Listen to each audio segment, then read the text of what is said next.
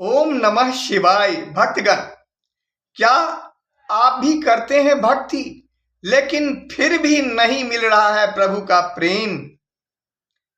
कारण आपके भीतर ही छिपा है।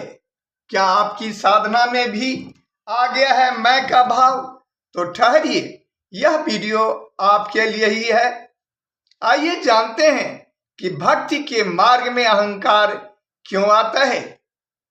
भक्ति के मार्ग में अहंकार और इच्छाएं सूक्ष्म आध्यात्मिक बाधाओं या अपूर्ण समर्पण के कारण होता है।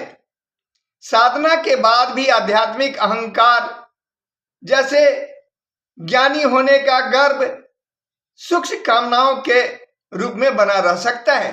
जब कोई भी भक्त स्वयं को ईश्वर का यंत्र नहीं मानता और अपने आप को ही कर्ता समझता है, तब तक उसके अंदर अहंकार और इच्छाएं मौजूद रहते हैं। कभी कभी साधक को अपनी भक्ति, तपस्या और साधना का अहंकार हो जाता है, जिस कारण से उसका अहंकार समाप्त नहीं होता है, बल्कि और अधिक बढ़ जाता है। कहने का तात्पर्य यह है कि कोई भी भक्त जब तक अपने आप को ही बड़ा समझता है, तब तक उसके अंदर अहंकार और इच्छाएं मौजूद रहता है। भक्ति मार्ग में भक्तों के पिछले जन्मों के संचित पाप पुण्य तेजी से सामने आते हैं, जिससे मन में उथल पुथल बनी रहती हैं। जब तक सेवा करने या पूर्ण समर्पण की भावना भक्तों के अंदर नहीं आती है, तब तक उसका अहंकार समाप्त नहीं होता है। अहंकार समाप्त करने का कुछ उपाय इस प्रकार से है। आइए जानते हैं। अपने मन में यह भाव लाना है कि हे ईश्वर, मैं तेरा ही हूं और सब कुछ तेरा ही है। इसके अलावा फल की इच्छा के बिना सेवा और भक्ति करने से अहंकार समाप्त हो जाता है।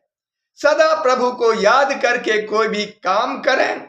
हनुमान जी सब कुछ त्याग कर प्रभु श्री राम का सेवक बन गए थे और उनकी सेवा भाव को देखकर प्रभु श्री राम ने उन्हें चिरंजीवी होने का वरदान दिया था। उसी प्रकार से ईश्वर में ध्यान लगाने से अहंकार समाप्त हो जाता है और वह परमात्मा का परम भक्त बन जाता है।